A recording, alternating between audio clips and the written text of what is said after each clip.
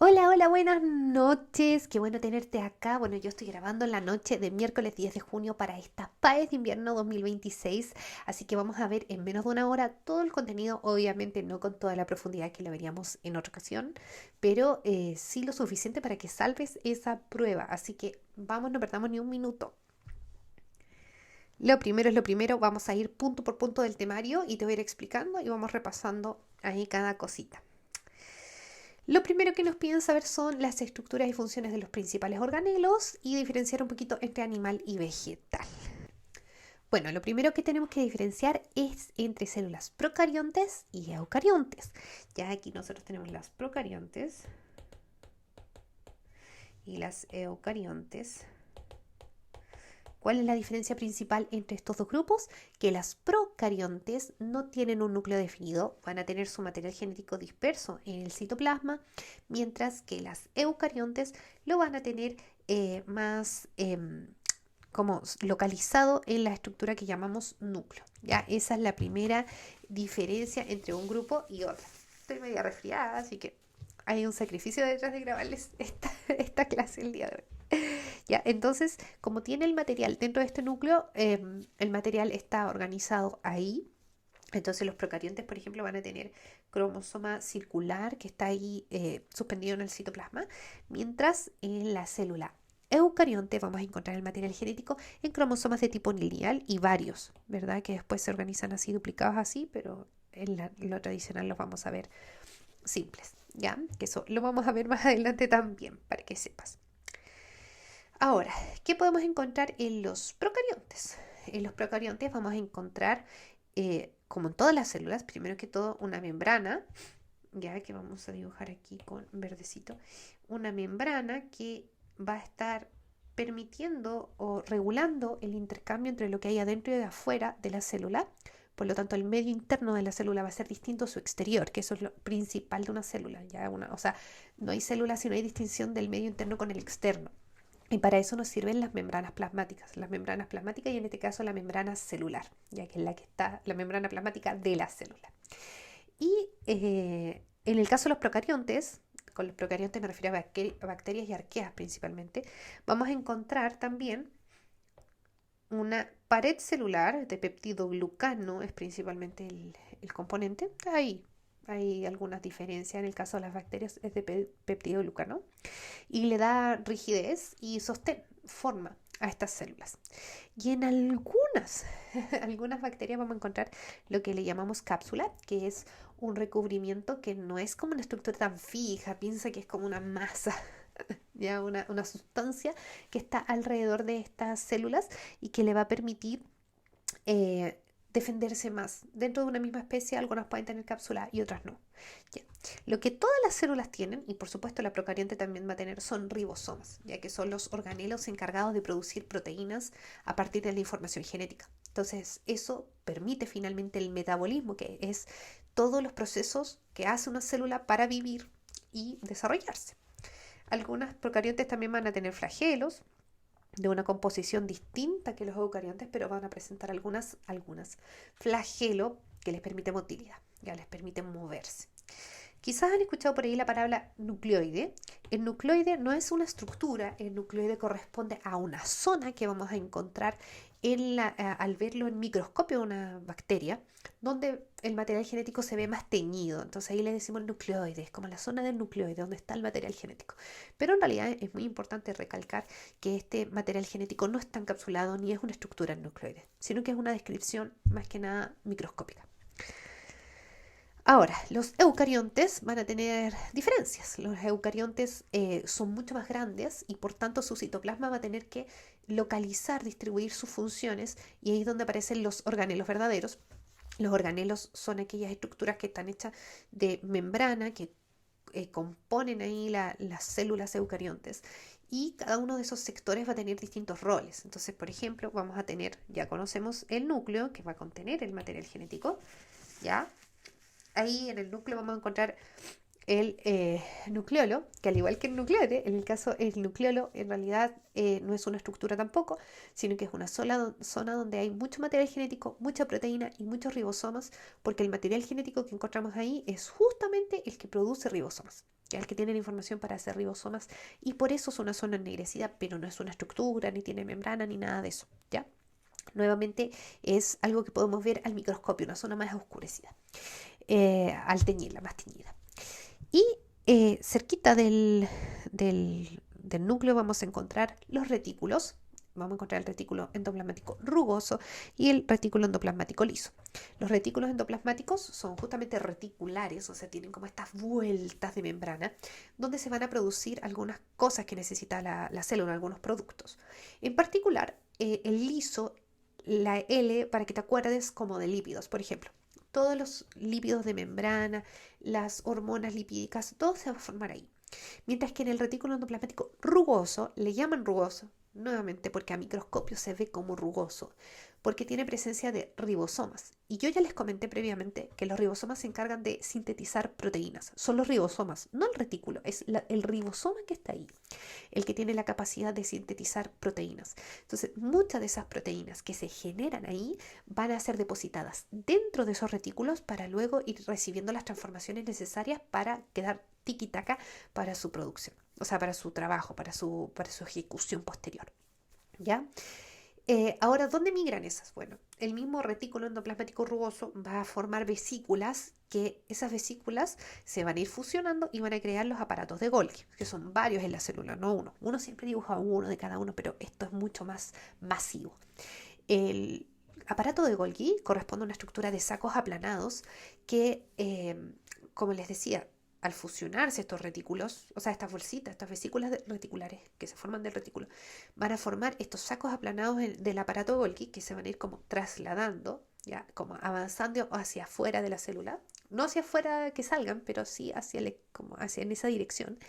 ¿Por qué? Porque en cada una de esas etapas que va avanzando, las proteínas que están adentro van a ir recibiendo modificaciones enzimáticas, algunas van a recibir carbohidratos, otras lípidos y así, y las vamos a preparar para que estén perfectas para su función posterior. Ya reciben las últimas modificaciones, por eso se habla de que es un organelo de maduración. Pero no solamente eso, sino que además va a formar nuevas vesículas para que esas vesículas, voy a dibujar aquí como en rojito, estas vesículas que va formando el Golgi van a permitir después que puedan salir, ¿ya?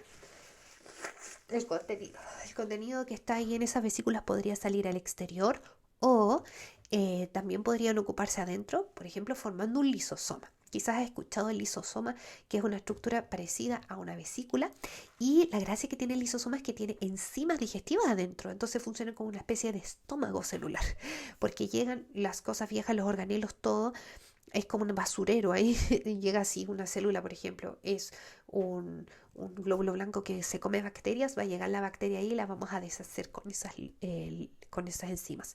Y tú quizás ahora me dices, ¿cuál es la diferencia entre el lisosoma y el peroxisoma? Bueno, es una duda típica.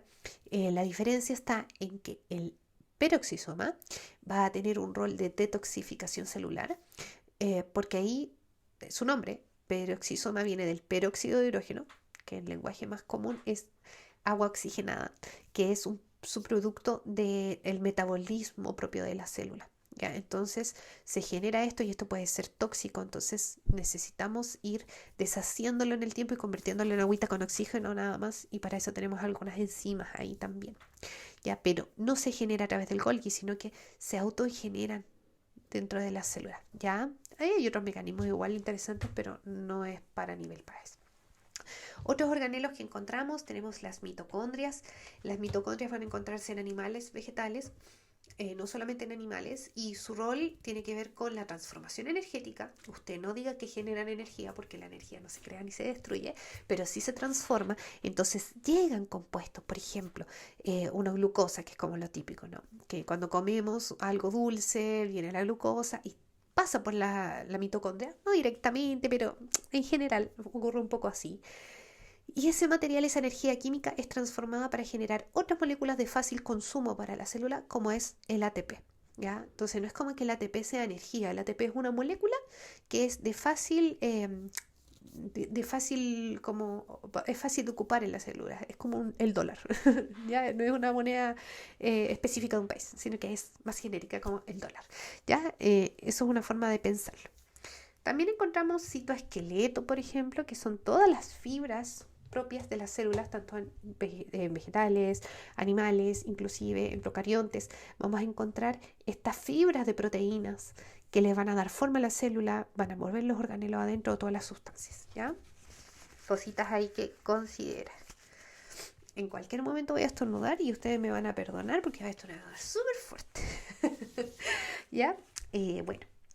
No sé si puse... Ah, bueno, y diferencias entre animal y vegetal son principalmente las siguientes. La primera es que la vegetal vamos a tener una pared que le da mucha rigidez y le permite a la célula mantener su forma a pesar de todos los cambios internos que pueda tener.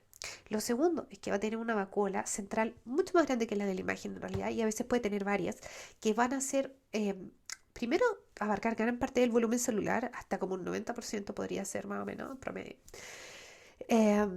Y ocurren muchos procesos metabólicos adentro del mismo. Y ahora voy a estornudar, ¿o no? Ay, donde dije que iba a estornudar, no estornudé. Voy a estar lita y bacho. Ya. Por ejemplo, los lisosomas, que en el animal pueden ser súper útiles, en la vegetal, en cuanto se forman, van a irse a unir a la vacuola y el rol va a ocurrir adentro de la vacuola, no va a ocurrir fuera de ella, en el lisosoma. Entonces, perdón. Muchas personas plantean que la vegetal en realidad no tiene lisosomas. Más estrictamente diríamos que los lisosomas no están completados, no están en su fase final, como que ellos se forman y antes de que ejecuten sus funciones se unen a la vacuola para que la vacuola haga esa función digestiva. ¿Ya? Otro organelo que vamos a encontrar aquí en las células vegetales son los cloroplastos. Los cloroplastos son organelos que van a permitir también transformaciones energéticas, pero la gracia que tienen es que vienen o van a utilizar la energía solar. Decimos solar, aunque es lumínica, podríamos ponerlo bajo una ampolleta, igualmente podrían ocupar esa luz, ya esa energía lumínica, para generar una transformación energética y producir moléculas orgánicas, como el caso de la glucosa, que después puede ser usada por las mitocondrias. Ya no se vaya a olvidar de eso, los vegetales también tienen mitocondrias. ¿Ya? Bueno, ahora, cada célula va a tener aplicaciones distintas en base a todo esto que hemos hablado de todos estos organelos, según lo que hacen. Por ejemplo, en un organismo multicelular, si bien cada célula va a tener toda la información necesaria para generar un nuevo organismo, cada celulita va a necesitar también expresar parte de esa información para sus roles. No va a ocuparlo todo, va a ocupar una parte, la parte que le es más útil para su función. Y en ese proceso también va a recibir modificaciones físicas, anatómicas, celulares, para ejecutar bien sus funciones. La PAES nos pide en particular manejar 4 tipos de células, así que aquí van. Una de ellas son los enterocitos, que son las células intestinales del epitelio intestinal. Eso quiere decir que son la capa como que da hacia la comida. ¿Ya? ¿Qué cosas interesantes vamos a encontrar aquí? Bueno, primero, microvellosidades. No son exclusivas de esto, pero sí están ahí. Y uno de los roles más relevantes de las microvellosidades en general, en las células que se la encuentren, es aumentar la superficie de contacto. Esto puede ser por muchas razones, pero en el caso de las células del intestino delgado, el rol que tienen, o una de las grandes razones por las que existen estas microvellosidades para aumentar la superficie de contacto, es para aumentar también la cantidad de nutrientes que podemos hacer pasar a través de estas microvellosidades y después a la sangre, ¿ya? Que atraviesen la celulita. ¿Qué vamos a encontrar en estas células? Bueno, un núcleo obviamente desarrollado con toda la información, retículos también, varias mitocondrias, pero si tuviéramos que nombrar una son estas microvellosidades, son como muy obvias, muy claras de este. No exclusivas, pero sí. Luego tenemos las células acinares pancreáticas o secretores pancreáticas. Son células que tienen como una forma media piramidal. Aquí en esta zona, si bien también pueden haber microvellosidades, estas como forma se da muchas veces también por la gran cantidad de secreción que hay. ¿Y cómo se hace esta secreción?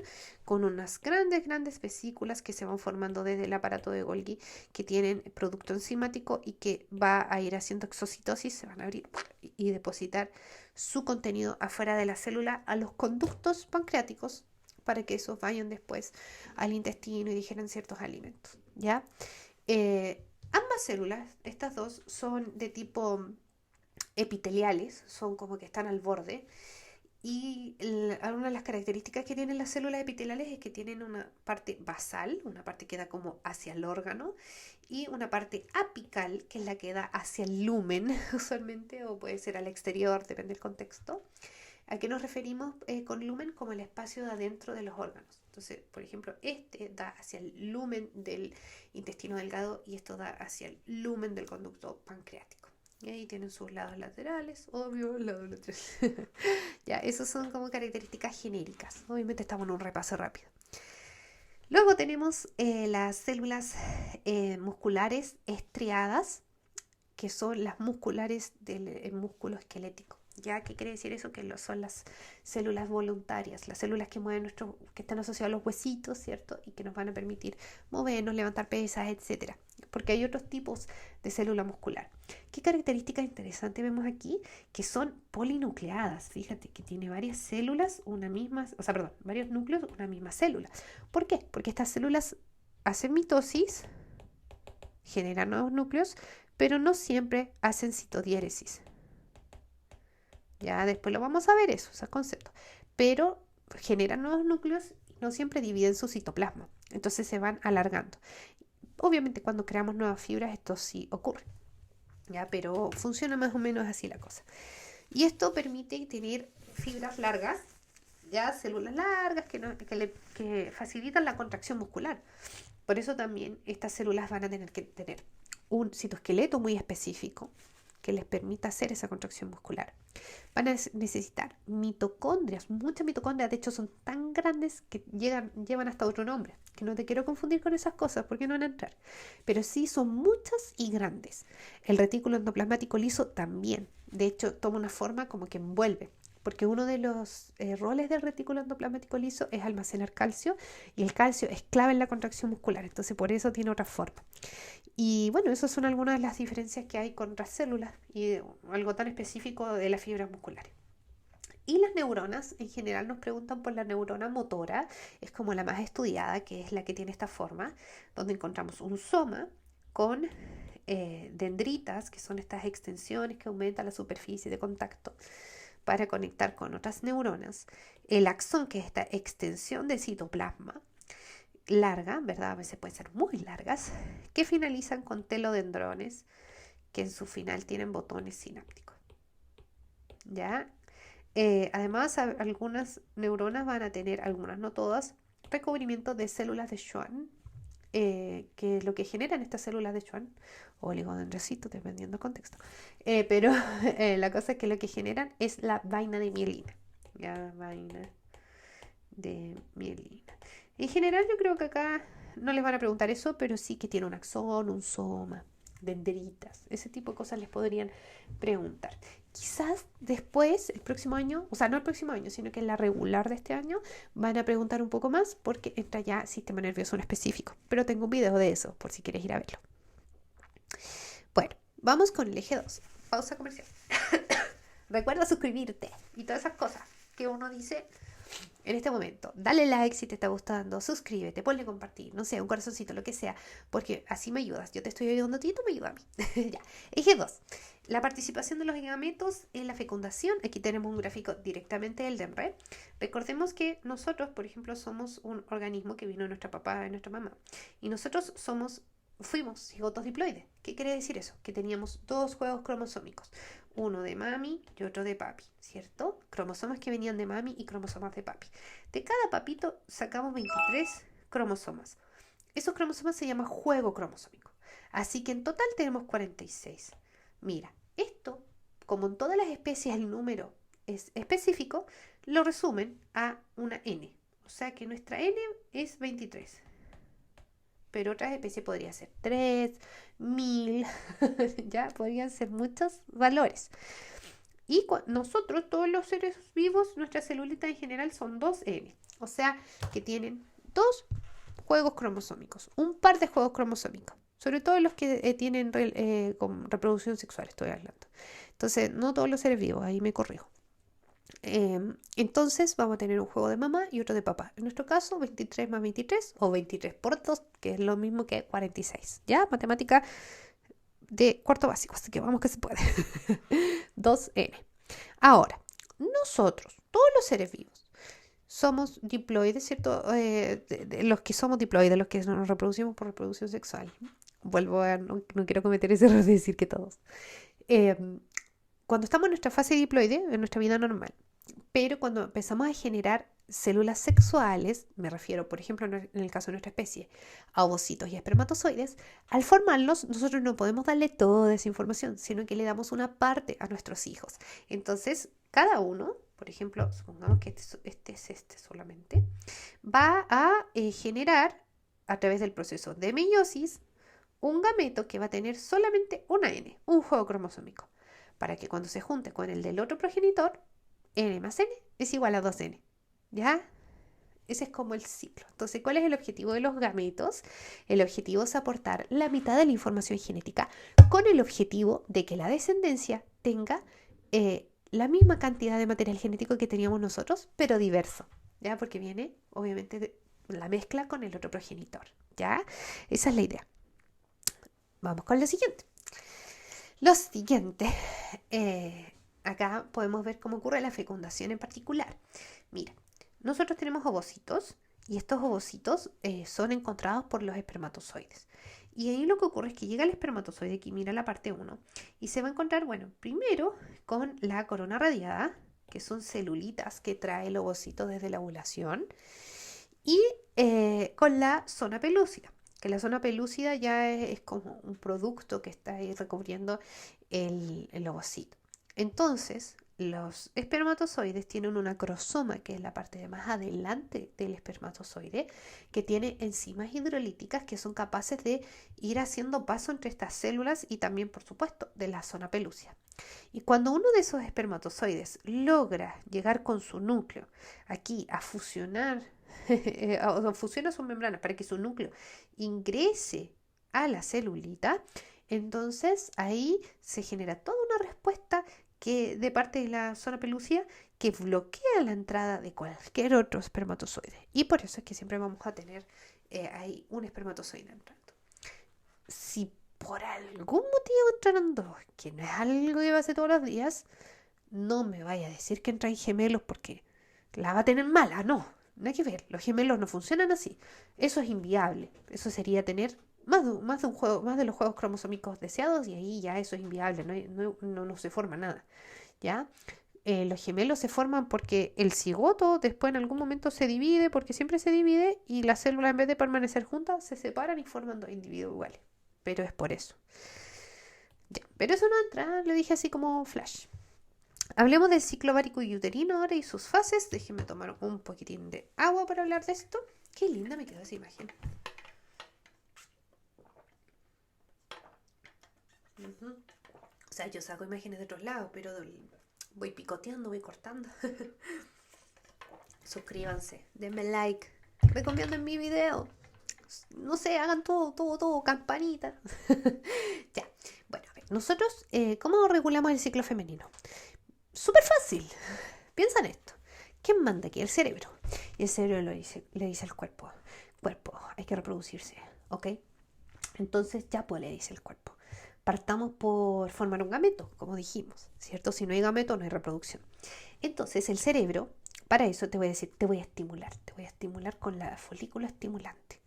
Aquí tenemos la primera hormona. La folícula estimulante se empieza a liberar entonces, y eso hace que en el ovario se empiece a formar el folículo. Y el folículo se forma y empieza ahí a desarrollarse ese gameto adentro, hasta que llega un punto que ya lo tenemos listo. Entonces eso se le informa al cerebro y el cerebro dice, ok, liberemos entonces la luteinizante, que es una hormona que, si la FSH era como inflar un globo, la LH es como pincharlo.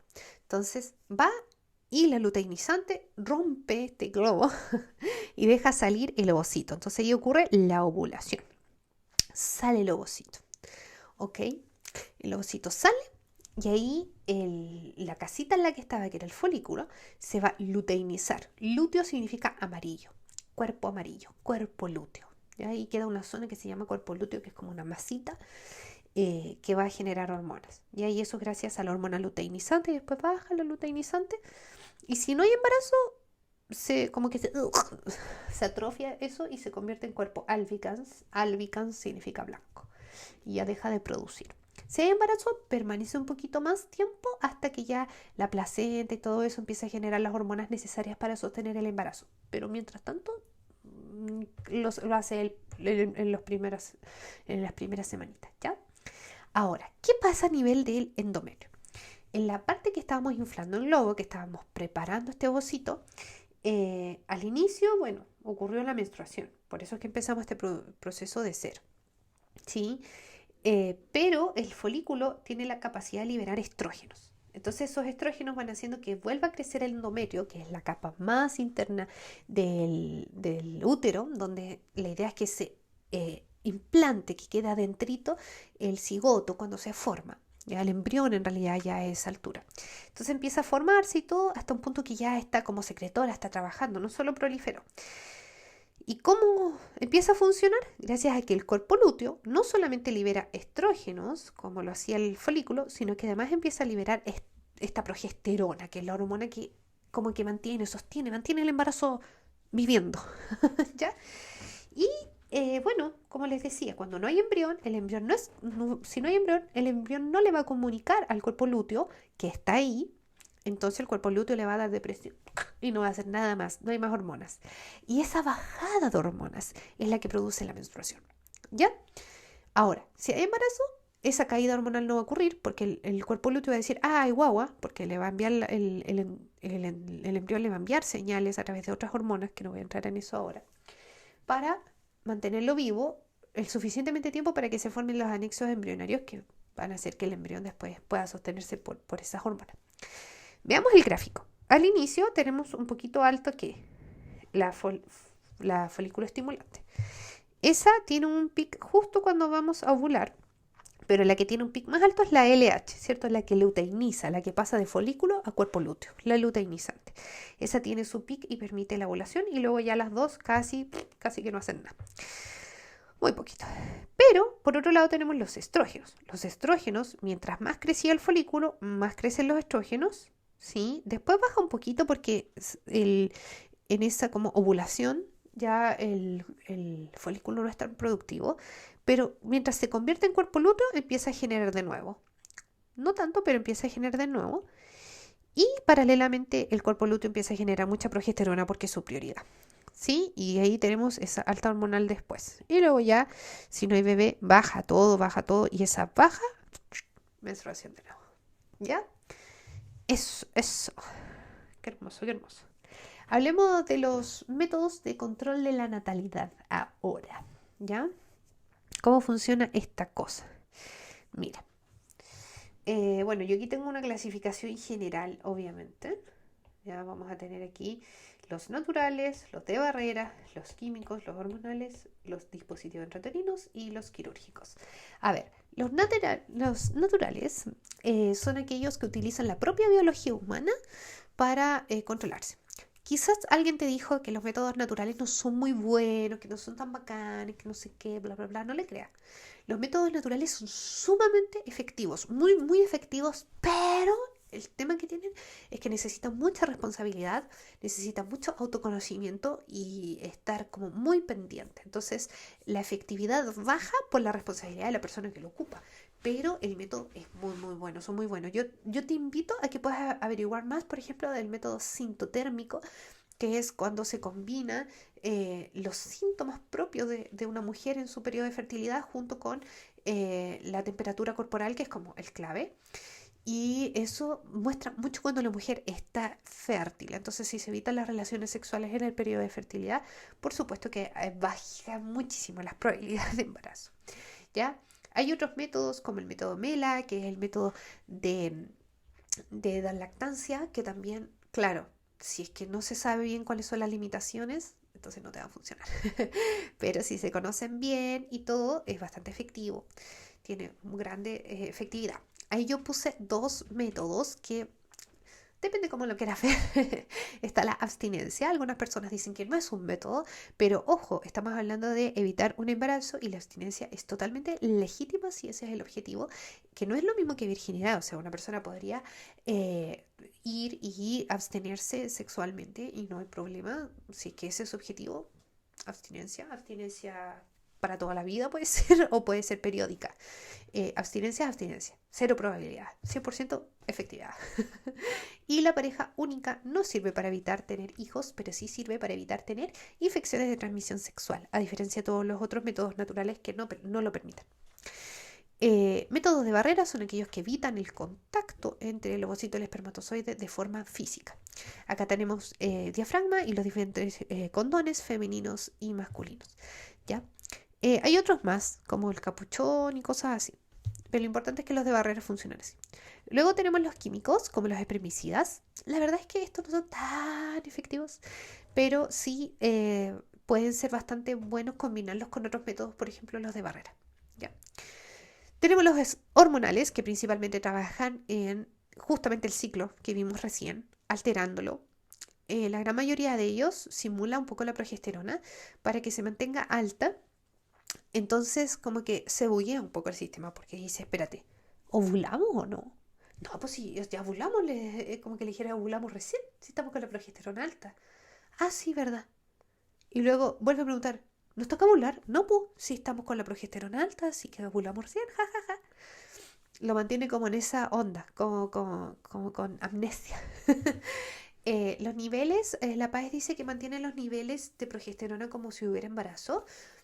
En algunas preguntas ha salido eso. Yo sería un poquito más específica en decir que más que niveles como de embarazo, niveles como de implantación. Porque se puede confundir porque después cuando el embarazo ya está un par de semanas más, los niveles de progesterona son mucho más altos que lo que aportan los métodos hormonales. Y eso, obviamente los métodos hormonales hay algunos que son día a día y después se deprivan para que haya no una menstruación, pero sí una hemorragia y una renovación del endometrio, mientras que hay otros que funcionan permanentemente y pueden durarte 2 años sin menstruación. Dispositivos intrauterinos son dispositivos que se ponen dentro del útero y algunos tienen una función hormonal, como parecía a las que vimos antes, o otros ya como una mezcla entre barrera químico, ya como el de cobre. Y los quirúrgicos, el DEMRE los considera semi-irreversibles. ¿Por qué semi-irreversibles? Porque en el fondo, si una persona hace una vasectomía, que es cortar los conductos deferentes para que en la eyaculación no hayan espermatozoides, solo líquido seminal, eh, la idea es que lo haga si realmente no quiere tener más hijos adelante. Pero siempre está la posibilidad de intentar a ver si al operar de nuevo se puede revertir con bajas probabilidades, pero no imposible. Entonces, por eso se llama semi-reversible, porque no es como que está todo perdido, como si se te sacaran los testículos, pero está bajita la probabilidad. O sea, mejor no te arriesgues. Bueno, respecto a las ITS, lo que mejor les puedo recomendar, chiquillos, es que ustedes aprendan la diferencia de los patógenos. O sea, si ustedes aprenden la diferencia de los patógenos, por ejemplo, aquí yo le puse ejemplo de virus, bacterias y otros, usted se va a dar cuenta que hay patrones. Por ejemplo, los virus se tratan con antivirales, suelen permanecer harto tiempo sin manifestarse hasta que se manifiestan, quedan en el cuerpo, son contagiosos, etcétera. Bueno, todos son contagiosas, pero los virus son como que si alguien tiene contacto con uno de ellos, quizás no se va a dar cuenta después, etcétera. Luego tenemos las bacterias, las bacterianas van a tener quizás una presentación un poco más rápida, pero lo bueno es que tratándolos con antibióticos a tiempo, entonces después ya no hay huella, o sea, uno se puede sanar de esa enfermedad. También suele ser con las bacterias que es bastante pus asociado, dolor como directo, ya como secreciones. Es un poquito más evidente la infección que un virus, ya al principio, porque obviamente el virus va avanzando la cosa.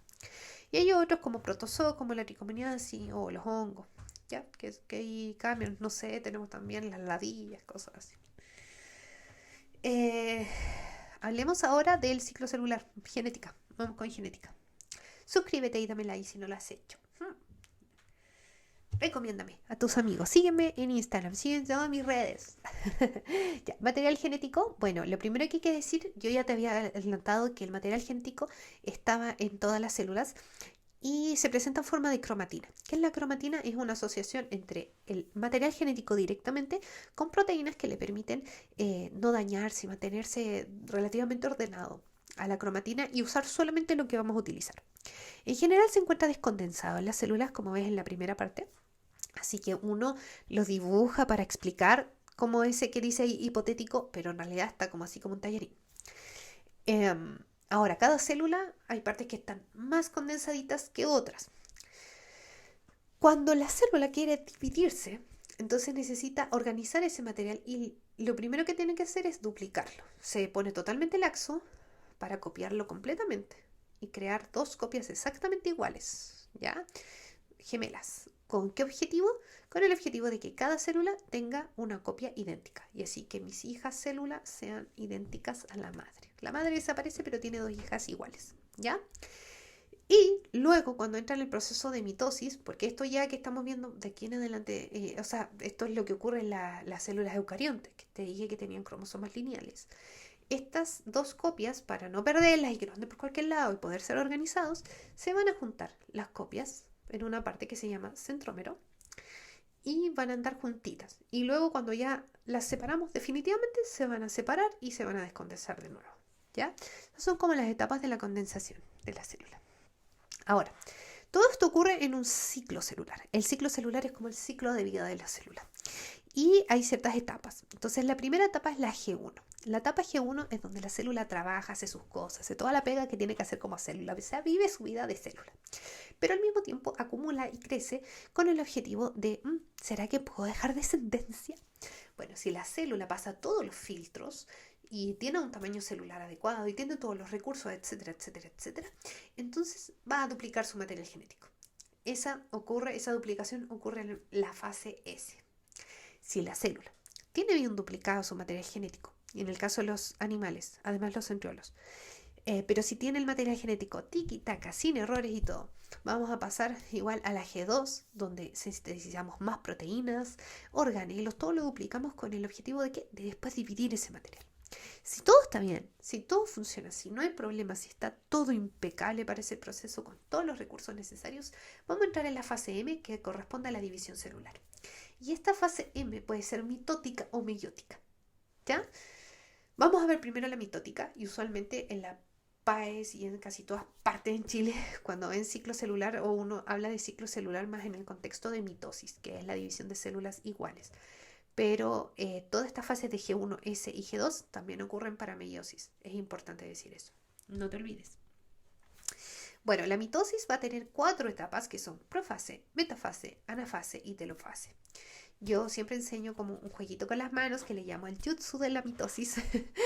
Y para que te lo aprendas es pro, meta, ana, telo. ¿Ya? ¿Y en qué consiste este método? Consiste en acordarte de qué está ocurriendo en cada parte. Ojo, yo te dije que la mitosis es solo la división del núcleo, la repartición del material genético, mientras que la citocinesis o citodiéresis o citoquinesis, depende de dónde lo leas, corresponde a la división del citoplasma. Ojito con eso. Ahora, la mitosis entonces quiere reorganizar el material genético que está dentro del núcleo y dividirlo en 2 células. ¿Cómo lo vamos a hacer? Bueno, aquí tenemos la profase. La profase va a tener... o la puedo ver al inicio y después al final, ¿ya? ¿Por qué la separamos así? Más que nada porque es un proceso un poquito más largo, que tiene como más cambios, entonces dependiendo si yo veo una célula al inicio o al final se ve bastante distinta, por eso la dividimos, pero es el mismo proceso al final. ¿Qué es lo que ocurre en profase? En profase tiene que ocurrir lo siguiente. Primero, los cromosomas se empiezan a condensar. Segundo, la envoltura nuclear se empieza a digregar, se empieza a hacer vesiculitas tan chiquititas que ya no se ve. Lo tercero es que los centriolos que se habían duplicado en el caso de los animales van a empezar a polarizarse uno a cada lado, generando usos mitóticos que son como estos hilos de microtúbulo de citoesqueleto que van a unirse después a los cromosomas. Entonces tú en profase temprana ves que recién se están separando, recién se están formando los usos, recién está empezando a desaparecer la envoltura carioteca, la envoltura nuclear, recién se están empezando a condensar los cromosomas. Mientras que en profase vas a ver que todo eso ya está bastante avanzado, en la profase tardía, ¿ya? Eso es profase, ese es el objetivo de profase, es reorganizar las cosas. En metafase es ordenarlas para ejecutar nuestro plan. Entonces, vamos a ver organizados los cromosomas en el plano ecuatorial, en la placa metafásica. Esa imagen se llama placa metafásica.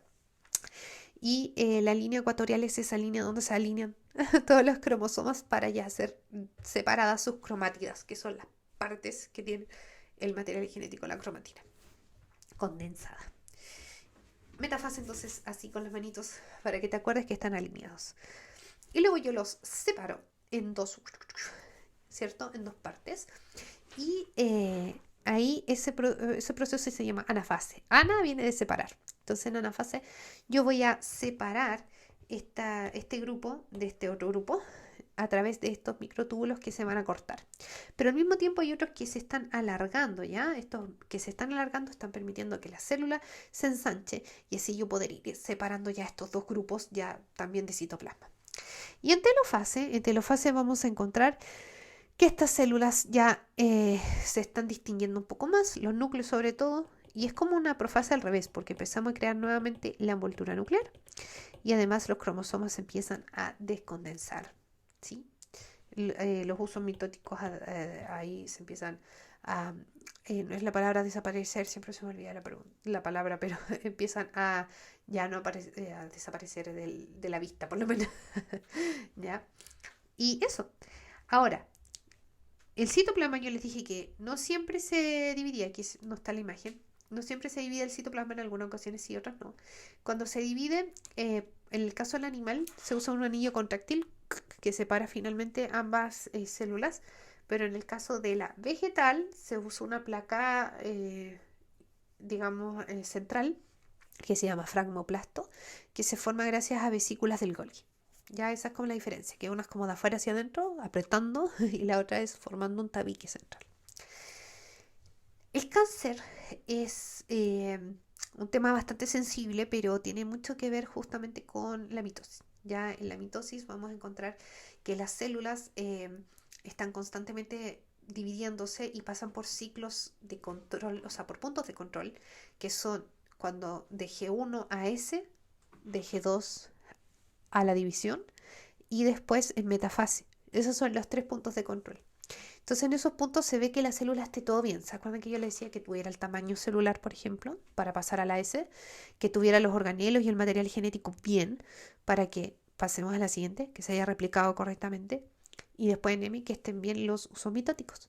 Pero si alguno de estos no funciona bien y la célula sigue dividiéndose a pesar de que no están los requerimientos, vamos a generar estas células dañinas, estas células que no están bien, que están dañadas. Y esas células tienen una tasa reproductiva súper alta. Entonces empiezan a generar más celulitas y eso va generando tumores. El problema con con neoplasia, esa formación nueva de tejido, no es solamente que se forme más tejido, sino que además roban muchísimo recurso, porque como se dividen tan rápido, necesitan mucha energía. Empiezan a robarse los recursos de los órganos y empiezan después, ya se vuelve maligno cuando se vascularizan, es decir, que les llega sangre directamente a ese tejido y ahí roban recursos a una tasa muy alta, dejando desnutrido el resto del cuerpo. Entonces, no solamente molestan por su tamaño para las funciones muchas veces, ¿cierto? Obviamente mecánicamente, sino que también funcionalmente a través del robo de recursos. Y eso, el problema también es que cuando se vascularizan, estas células que además no se juntan bien a los tejidos porque sus uniones celulares son deficientes como muchas otras cosas, esas pueden llegar a migrar a través de estos mismos vasos sanguíneos o vasos linfáticos e irse a otros tejidos y hacer lo mismo en otro tejido y así finalmente dejar todo el cuerpo lleno de estas zonas de robo energético, ya nutricional, y eso finalmente va desgastando el cuerpo a la larga. Pero nuestro cuerpo tiene sistemas para borrar algunas de esas células, constantemente lo hace, pero también se pueden pasar. Bueno, la meiosis, en cambio, tiene el rol de formar nuevos gametos, ¿cierto? Gametos, células reproductivas que van a tener la mitad de la información. ¿Se acuerdan que yo les dije que nosotros éramos 2N, dos juegos cromosómicos, 2 veces 23 en el caso de nuestra especie, es decir, 46? Nuestro 2N es 46, porque nuestro N es 23. Nuestras células somáticas, las células del cuerpo, las células que tú ves en tu carita, en tu ojito, en qué sé yo, no sé, en el intestino, todo, son 2N igual 46. Pero nuestros ovocitos y espermatozoides van a ser N igual 23, porque tienen el objetivo de unirse a otro gameto para que nuestros hijos sean también completamente 2N46. ¿Ya? Esto le llamamos diploide, ser 2N, y esto haploide. ¿Ya? Esos son conceptos que ustedes deberían saber. Entonces, a través de la meiosis, yo voy a tratar de lograr ser haploide. Y eso ocurre, la meiosis, en 2 fases. En la primera fase, efectivamente, vamos a reducir esto y vamos a pasar de ser 2N a ser N al final. ¿Cómo lo hacemos? Un poquito distinto a la mitosis, mira. Déjame sonarme la nariz un segundo. Suscríbete, dame like, un corazón, lo que sea. Comenta, no sé, a lo que quieras. Pero interactúa con mi video. Ya. ¿Cómo lo vamos a hacer? Mira, en profase ocurre más o menos lo mismo, de condensarse y todo eso. Ocurren otro evento, pero lo voy a decir al final, ya. Pero en metafase, fíjate la diferencia. Los cromosomas van a estar en parejas. ¿A qué parejas? Bueno, hablamos de homólogos. ¿Y qué es eso? Un homólogo son 2 cromosomas del tipo 1, del mismo tipo, perdón. Por ejemplo, yo te dije que nuestra especie tiene 23 cromosomas. Son todos de distintos tipos. Tipo 1, tipo 2, tipo 3, tipo 4, tipo 5, hasta llegar al 23. Entonces, si yo heredé de mi mamá un tipo 1, también heredé un tipo 1 de mi papá. Entonces, ese par tipo 1 se juntan. Luego el par tipo 2 se juntan. El 3, el 4 y así hasta el par 23. Se juntan y se dicen adiós por siempre. Nunca más. No como en la meiosis. O sea, en mitosis. En la meiosis se separan, no se ven nunca más. Chaito, los vimos. Y en ese proceso se separan completamente el cromosoma. No es que se separen las cromátidas como en el anterior. ¿Ya? Se separan. Y eso va a generar que ahora yo tengo un cromosoma de cada tipo en cada nuevo núcleo. Entonces, si yo tenía 2 cromosomas de cada tipo al principio, ahora yo tengo un cromosoma de cada tipo. N aquí, N aquí. Y eso es pasar de diploide a haploide. Eso es lo que ocurre en meiosis 1. Y en meiosis 2, lo que ocurre es que, bueno, súper, ahora tenemos solamente N en cada lado. El problema es que están duplicados. Tienen 2 cromátidas. ¿Sí? Tenemos un cromosoma de cada tipo, pero de 2 cromátidas. Y eso no puede ser. Entonces lo que tenemos que hacer ahora es reducir las cromátidas. Y eso proceso es igual a la de la mitosis. Mira, vamos a separar una cromatida para allá, otra para acá, una cromatida de allá y otra para acá. Y eso me va a dar finalmente células que en cada uno de esos núcleos va a tener un cromosoma de cada tipo y una cromatida de cada tipo. NC, NC. Ya las N y las C no salen tanto ahora. Las N un poco. Las N salen un poco, pero las C casi no salen, por si tienes dudas. Así que eso. Ahora es importante decir que en la meiosis no solamente ocurre esto, como esta cosa matemática de los cromosomas, sino que además, como el objetivo es tener una descendencia variada, distinta en lo que nosotros somos, que nuestros hijos se parezcan a nosotros, pero no sean iguales, que sean mezclados con el otro progenitor y todo eso, es que, y además que tengan información no solamente en mi caso, mi hija no solamente tiene información de mi esposo y mía, sino que se asegura todo este sistema de que de lo que venga de mí, venga también de mi papá y de mi mamá, y no solo de mi mamá o solo de mi papá. Y para eso ocurren algunos eventos. El primer evento ocurre aquí en Profase 1, que se llama crossing over o entrecruzamiento. Crossing over o entrecruzamiento. ¿Qué es lo que ocurre acá? Los cromosomas intercambian parte de sus cromátidas. Por ejemplo, aquí con este intercambian una patita con el objetivo de después, mira, fíjate aquí, no sé si ves la imagen, que tienen como intercambiado unos pedacitos, ¿ya? Así, este cromosoma, si bien podría haber sido materno, tiene un pedacito de papá, ¿ya? Y este, si bien pudo haber sido paterno, tiene un pedacito de mamá, para que después la descendencia lo tenga. Pero además está la permutación, que ocurre aquí en metafase 1. ¿En qué consiste esta permutación? En que, bueno, si te das cuenta aquí, a este lado queda uno materno y uno paterno, y después puede haber venido otro materno, otro materno, otro materno, otro paterno. Da lo mismo, la célula no sabe si son paternos o maternos. Entonces ahí hay un revoltijo. No se van solo los maternos para allá y los paternos para acá, sino que hay mezcla. Y esa permutación, que quizás has escuchado la palabra permutación cuando estudias, como todo lo que son... se me olvidó la palabra, pero en matemáticas. ¿Cuál es la palabra? Ese eje que es como de apuestas y todas esas cosas. Se me olvidó la palabra específica. Probabilidades. Cuando uno estudia probabilidades ve la permutación, como todas estas posibilidades de ubicaciones. Bueno, eso mismo pasa acá. Entonces, por eso es que nosotros somos parecidos a nuestros hermanos, pero no iguales. Porque están estos procesos de entrecruzamiento y además de permutación cromosómica que hacen que no tengamos exactamente la misma información genética. ¿Ya? Y todo eso aporta la variabilidad de la especie, ya que no seamos igual a todos. Aquí hay una imagen con todo el proceso, pero no me voy a detener ahí. Ay, qué largo ha sido esto. Creo que alcanzaré en menos de una hora como dije quería. Ya, hablemos de manipulación genética. La manipulación genética es ocupar justamente todos los mecanismos genéticos para traer como beneficio a lo que nosotros pudiéramos querer como sociedad. Entonces, hay algunas cosas que se pueden hacer. Por ejemplo, yo puedo tomar un gen de interés que me gusta de una especie e ingresarlo y ponérselo a otra especie para que lo manifieste. Por ejemplo, supongamos que yo vi un pez del Polo Sur que tiene la capacidad de resistir muy bajas temperaturas. Entonces yo tomo ese gen, lo saco y se lo inserto a tomates. Y ahora estos tomates también resisten mucho estas heladas. Y ahora el tomate es resistente a eso.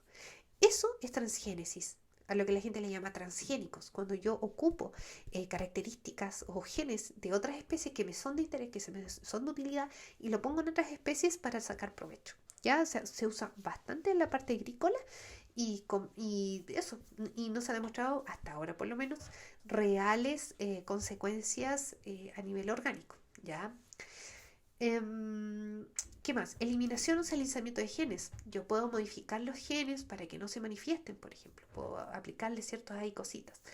¿Qué pasa si yo tengo una enfermedad? Por ejemplo, podría hacer terapia a través de eso. O lo mismo si yo tengo alimentos que tienen genes que no me gustan, cómo están funcionando. Yo puedo quizás modificar genéticamente eso para que no se manifieste. Hoy en día también está muy hablándose de toda la edición genética. ¿Qué pasa si yo quiero cambiar un gen? Se está haciendo mucha experimentación con Cas9, o sea, CRISPR-Cas9 y otras tecnologías que los invito a buscar videos interesantes de eso porque está súper bueno, me encantaría hablar más tiempo de eso. Porque yo podría inclusive cambiar características de una generación o cosas así, si no nos gusta, etcétera. La clonación, cuando yo a través de, por ejemplo, sacar el núcleo de una de mis células, la puedo poner después en una célula sin núcleo y generar un organismo igual a mí genéticamente. Eso es la clonación. Terapia génica, ya lo había mencionado, cuando yo ocupo todo esto para sacar provecho médico. También puedo inducir ciertas mutaciones según lo que yo quisiera hacer en un organismo. Estos son ejemplos, pero tienen mucha utilidad. Por ejemplo, particularmente la primera, yo puedo ocupar genes de interés, por ejemplo, un gen mío para producir cierta hormona y ponérsela a bacterias para que la bacteria genere esa hormona a una tasa muy barata, de gran cantidad, y ayudar a personas que no son capaces de generarla. Y no te estoy hablando de algo tan loco, te estoy hablando, por ejemplo, de la insulina para las personas con diabetes. Así se hace, se saca el gen humano de la insulina, se incorpora en bacterias y ahora estas bacterias son capaces de hacerla en grandes cantidades de forma muy barata y que las personas puedan acceder a la insulina. Entonces, eso está genial. También podemos generar enzimas que se utilizan después en grandes cantidades gracias a las bacterias. Gracias, bacterias, para poder hacer detergentes y otras cosas. Entonces, está súper interesante, es un mundo muy grande que ver, así que los invito a ver ejemplos. En general, los mecanismos así como muy específicos no les van a preguntar, pero sí los grandes principios y, bueno, aplicaciones, miles. Ay, yo había puesto el caso de la insulina, no me acordaba. Ya. Hablemos ahora de evolución. Mira, yo voy a ser como bien rápida en este punto porque aquí más que nada es que tengas una idea genérica de esto. Lo primero es decir el siguiente principio. Em, Desde el punto de vista evolucionista, similitud significa o se interpreta como parentesco. Mientras más similitud se encuentra entre dos organismos, entonces se presupone, se concluye que puede tener probablemente un ancestro común más cercano. Entonces, si dos organismos se parecen mucho genéticamente, entonces se deduce de eso que tuvieron en el pasado un organismo que dio origen a estas dos especies más cercano que con otro que no se parece. Y esto aplícalo para todas estas evidencias. Entonces, cada vez que te salga una evidencia, tú ves eso, diferencias y similitudes. Por ejemplo, en la anatomía comparada, lo que se hace, mira, la anatomía comparada ya no se ocupa tanto, se ocupaba antes más cuando no se sabía nada de genética, pero sí conocemos los conceptos. Por ejemplo, tenemos la anatomía análoga y la anatomía homóloga. La homóloga, los órganos homólogos son aquellos que tienen una estructura similar, por lo tanto se sostiene, se cree que tienen un ancestro que tenía esa estructura y que cuando se fue especiando y formando distintas especies, esa estructura se mantuvo en parte con ciertas modificaciones y que inclusive puede originar distintas funciones, como en el caso de un brazo humano, ¿cierto? Una patita de gato, una aleta de ballena o una ala murciélago. Tienen una misma estructura, pero distinta función. Entonces, esto se concluye que que tendrían un ancestro en común. A diferencia de los análogos, donde la función se ve similar, pero la estructura no tienen algo en común, entonces se sostiene que no es tanto que sea como que hay un antecesor, un pariente cercano, sino que en realidad lo que habría ocurrido en estos casos es como una coincidencia, ya que justo estas características fueron beneficiosas en algún contexto y por eso están presentes en ambos grupos, porque perduraron, a pesar de la selección, perduraron y por eso se llama convergencia evolutiva. Y por último están los vestigiales, que son aquellos que en realidad se considera que en el pasado pudieron haber tenido otra función. Antes se decía que eran que en el pasado tuvieron función y ahora no, pero como todos se les ha encontrado funciones, como en el caso del apéndice, que tiene funciones súper importantes, quizás no vitales, pero muy importantes, entonces que ahora se dice más que nada que tuvieron otra función en el pasado. La embriología ve cómo el ADN influye en la formación de los embriones, ¿ya? Y eh, mientras más patrón similar hay en estos genes que definen cosas tan básicas como qué va primero, extremidad superior o inferior, a eso, de ese tipo de cosas. Mientras más similitud, entonces se considera que hay más parentesco. Ya siempre es así. Parentesco más directo. La biología molecular ve las cadenas de genéticas, ¿cierto? O de expresión de aminoácidos y ve lo mismo. Ve cuánta coincidencia genética hay y a mayor coincidencia genética, entonces asume mayor parentesco.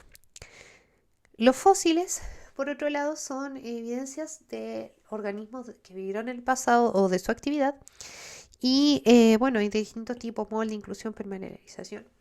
Y estos estudian primero su distribución, tanto en la Tierra como donde están geográficamente, pero también geológicamente, es decir, en las capas que se encuentran. Y acá hay como dos cositas que tienes que recordar. Una, que se asume que mientras más antiguo, perdón, mientras más abajo, más antiguo, y eso principalmente, y mientras más arriba, más reciente. Es sobreinferir decir cosas como que los de abajo están extintos o cosas así, o que los de arriba son más evolucionados, eso no se dice, ese concepto está nada que ver. Otra cosa que está importante, arriba podrían ser más complejos, pero en realidad el concepto complejo no es un concepto que utilicemos tanto en biología porque ¿qué es la complejidad? ¿Ah? Como que no entraba así, ¿qué es complejo? Que algo tenga menos partes significa que es menos complejo, ¿me entiendes? Pero si es la única opción que tienes, marca esa, pero En general hablamos de más reciente. Eso es como lo único que puedes decir, que es más reciente. La formación de ese fósil. Ni siquiera que ese organismo apareció más reciente, no necesariamente. Oh, qué difícil, ya. Pero así es la vida, ya. Aportes de científicos como Lamarck, Darwin y Wallace. Hablemos de Lamarck primero. Lamarck, el amigo Lamarck dijo, bueno, antes se creía, mucha gente creía en el fijismo, es decir, que el organismo nunca cambiaba, que como fueron formados por primera vez, así se mantenían después. Ojo, mucha gente dice que esto es lo que dice la Biblia. La Biblia no habla de eso, ¿ya? Eh, no habla de fijismo, solo habla de la creación de distintas especies de parte de Dios. Ahora, que hay grupos religiosos que dijeron que la Biblia decía eso, o con la excusa de usar la religión para hablar de fijismo, es otra cosa, ¿ya? Pero no es que la Biblia hable de fijismo, ahí hay que tener un ojo. Pero sí había muchos grupos religiosos que basándose en eso como en la creación de parte de Dios decían, no, Dios creó así, entonces después no cambió nada. Eh, y ese era el fijismo. Pero vino, o sea, hay varios personajes que plantearon que no era así, ya ni todo el mundo creía que fuera necesariamente así. Pero Lamarck fue interesante porque aparte de él hablar por primera vez de biología, del concepto de biología, esa palabra la inventó él, antes hablaban de naturalistas. Lamarck planteó por primera vez como una propuesta de proceso un poco más seria, entre comillas, de cómo podrían haber cambiado las especies en el tiempo. Entonces él habló de la ley del uso y desuso. Entonces él decía, bueno, mientras más se ocupa una parte, más se desarrolla y además ese desarrollo es heredable. Entonces habló de la ley del uso y desuso y que si yo uso poco algo, entonces se empieza a como dejar de producir, atrofiar y que se hereda, que es la ley de la herencia de los cambios inducidos.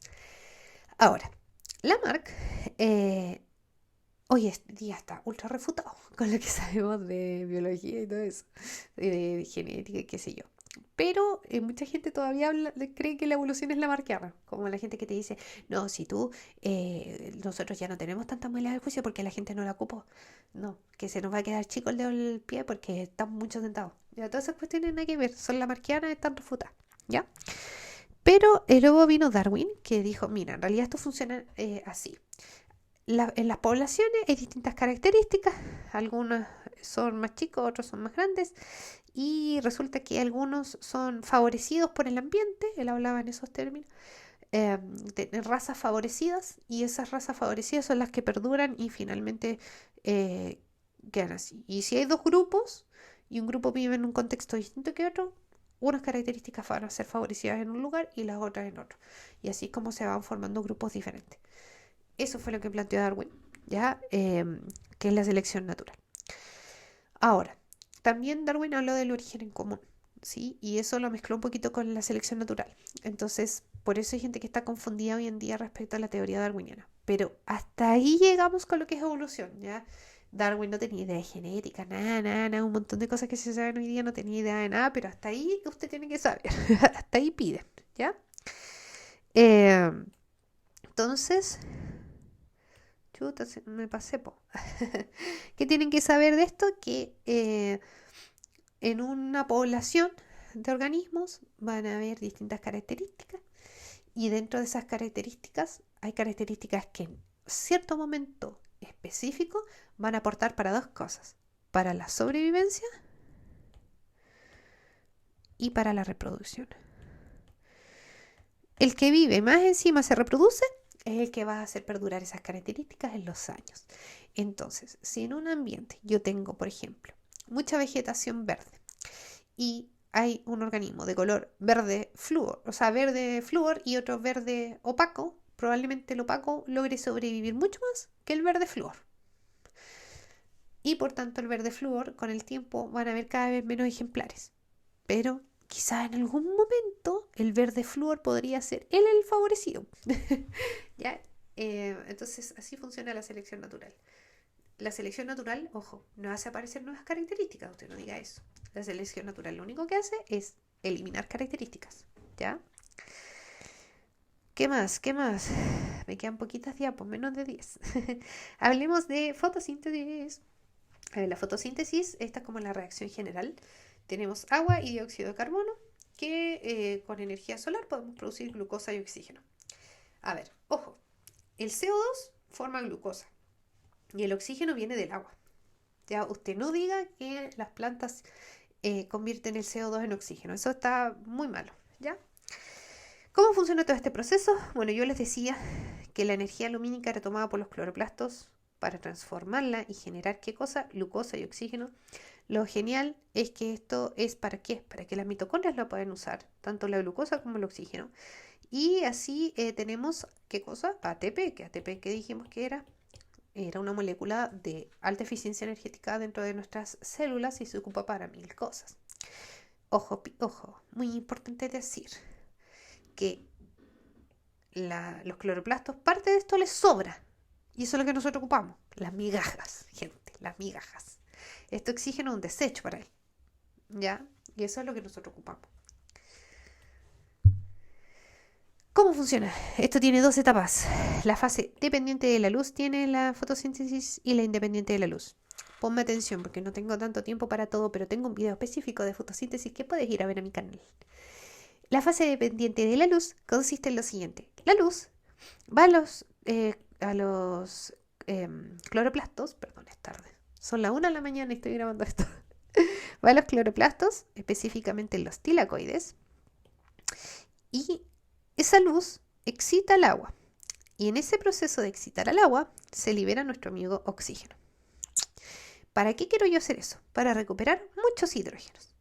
¿Para qué se van a ocupar estos hidrógenos? Bueno, para formar lo siguiente.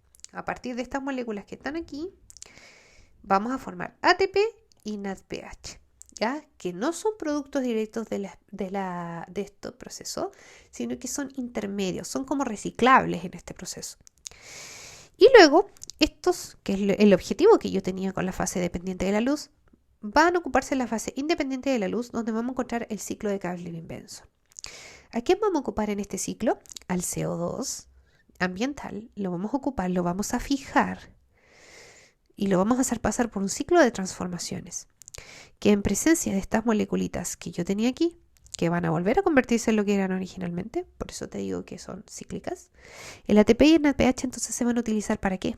Para ir transformando este CO2 en este ciclo. Y producto de eso, yo voy a obtener G3P. Aquí esa otra forma de notarlo, pero quédense con G3P. ¿Qué es el G3P? Es un precursor de glucosa.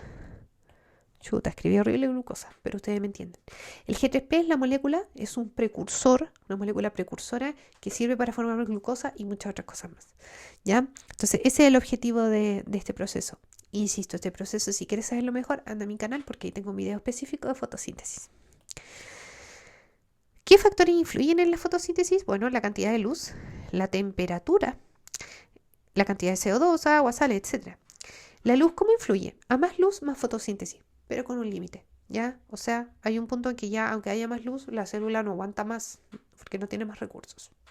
Entonces, por eso va a ser creciente y luego saturada.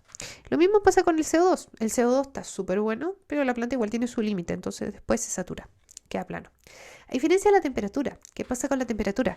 Bacana, más temperatura, más fotosíntesis, pero hay un punto donde ya le empieza a jugar en contra esa temperatura, así que luego empieza a bajar la efectividad, la tasa fotosintética. Por eso es que con la temperatura en particular vamos a encontrar un pic de producción.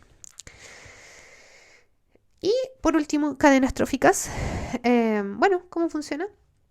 La cadena en particular funciona de la siguiente manera. Tenemos un productor y este productor le entrega energía a un consumidor primario, a un secundario, a un terciario. El estudio en cadenas nos sirve mucho para ver el flujo de materia y energía y entender leyes como la ley del 10%, donde dice que, por ejemplo, si este produce 10.000 de energía, este solamente se va a quedar con 1.000 de energía y el siguiente nivel solo 100 y el siguiente finalmente solo 10 de energía. Para eso nos sirve como para ver solamente de forma lineal cómo se transfiere la energía. ¿Ok? Porque la energía se transmite de forma lineal. A diferencia de la materia, que se vuelve a utilizar, la energía se va perdiendo en cada nivel a forma de calor. Por eso es que al siguiente nivel solamente le puedo dar el 10%, porque hay gran parte de la energía se utiliza para las funciones de ese organismo y se libera en forma de calor. Si bien la energía no se crea ni se destruye, solo se transforma, el problema es que queda no disponible, ¿ya? Por eso tiene un comportamiento más lineal en los ecosistemas. Pero esto es para un estudio sencillo, porque la verdad es que los ecosistemas son mucho más complejos. Y por eso aquí te tengo una imagen de una trama. Y ahí tenemos la trama, donde vemos que las interacciones son muy grandes, donde tenemos organismos que pueden ser consumidor primario, si es que lo veo de un lado, consumidor secundario de otro, etcétera. ¿Ya? Aquí hay, por ejemplo, una trama del desierto, donde ves muchas interacciones participando. Y nada, así funciona la cosa. Ya es bien como hay toda una red de transferencia energética y materia. ¿Ya? Así que bueno, eso. Si te gustó, sígueme, ponle like, comparte a tus amigos urgidos. Y bueno, revisa mis otros videos porque tengo videos de casi todo. No de todo, pero de gran parte de la materia vas a encontrar mis videos. Así que te vaya muy bien. Vuelve a este video a contarme cómo te fue. Nos vemos.